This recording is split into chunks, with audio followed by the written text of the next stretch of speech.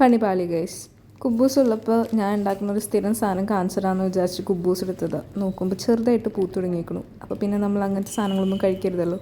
ഞാനാണെങ്കിൽ വെജിറ്റബിൾസ് അരിഞ്ഞു വെക്കുകയും ചെയ്തു. അപ്പോഴാണ് അമ്മ പറഞ്ഞത് മൈദയുണ്ട്, ബാ നമുക്ക് മുട്ടപ്പത്തിരി ഉണ്ടാക്കാമെന്ന്. അപ്പോൾ ഞാൻ ചോദിച്ചു മുട്ടപ്പത്തിരിയാ? എന്ത് സാധനം? ബാ കാണിച്ചു തരാം. ഒരു ബൗളെടുക്കുക, അതിലേക്ക് ഒരു മുട്ട പൊട്ടിച്ച് വയ്ക്കുക, പിന്നെ കുറച്ച് വെള്ളവും കൂടെ ഒഴിച്ച് അതങ്ങ് ബീറ്റ് ചെയ്തെടുക്കുക. എന്നിട്ട് നല്ലോണം ബീറ്റ് ചെയ്തിട്ട് മൈദപ്പൊടി ഇടുക. മൈദപ്പൊടി ഞങ്ങളൊരു 4 സ്പൂണാണ് ഇവിടെ ഇടുന്നത്, കാരണം ഞാൻ മാത്രമേ കഴിക്കുന്നുള്ളൂ. അപ്പോൾ അത്ര അധികം ഒന്നും വേണ്ടല്ലോ, ഇത് തന്നെ ധാരാളം ഉണ്ടാവും. അപ്പോൾ ആ മൈദയും കൂടി ഇട്ടിട്ട് നല്ലോണം അങ്ങ് ബീറ്റ് ചെയ്യുക. ബീറ്റ് ചെയ്യാനായിട്ട് നിങ്ങൾക്ക് ബീറ്ററോ അല്ലെങ്കിൽ വിസ്കറോ അല്ലെങ്കിൽ പിന്നെ സ്പൂണായാലും ഉപയോഗിച്ചാൽ മതി, കുഴപ്പമൊന്നുമില്ല.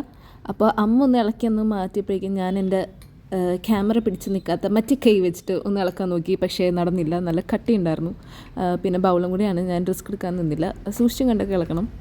പിന്നെ നമ്മുടെ മെയിൻ സാധനം ഗൈസ്, ഉപ്പിടാൻ ആരും മറക്കരുത്. ഞാൻ മറന്നാലും അമ്മ ഓർമ്മിച്ചിട്ടിട്ടുണ്ട്. പിന്നെ കുറച്ച് വെള്ളം കൂടെ ആഡ് ചെയ്ത് നല്ലോണം നമ്മൾ അതങ്ങ് ബീറ്റ് ചെയ്തിട്ട് എടുക്കുക. അപ്പോൾ നമ്മളിത് പത്തിരിച്ചട്ടി ഇതിലാണ് ഉണ്ടാക്കാൻ പോണേ. ഇത് കുറേ നാളായിട്ട് ഉപയോഗിച്ചിട്ടില്ല, അത് കഴുകി തേച്ച് അങ്ങ് എടുത്തിട്ട് അമ്മ എന്നോട് പറഞ്ഞു ആദ്യം മുട്ട വറുത്തോ, അത് കഴിഞ്ഞിട്ട് നമുക്ക് പത്തിരി ഉണ്ടാക്കാം എന്നുള്ളത്. ഇതിലൊരു വ്യത്യാസം എന്താണെന്ന് വെച്ച് കഴിഞ്ഞാൽ ഞാൻ ഉള്ളിക്കൊക്കെ പകരം സവാള എടുത്തേ. സവാള, തക്കാളി ഇത് രണ്ടും കൂടെ വഴറ്റിയിട്ട് നമ്മൾ മുട്ട പൊട്ടിച്ച് വയ്ക്കുക. എന്നിട്ട് തിരിച്ചും മറിച്ചൊക്കെ ഇട്ടിട്ട് മുട്ട എടുത്ത് അങ്ങ് മാറ്റി വയ്ക്കുക, നമ്മൾ സാധാരണ മുട്ട വറക്കണ പോലെ. പക്ഷേ ഇവിടെ പണിവാളി ഗൈസ്, വീണ്ടും പണിവാളി ഇരിക്കുകയായിരുന്നു. എന്താണെന്നറിയില്ല, മുട്ട അടി പിടിച്ചു.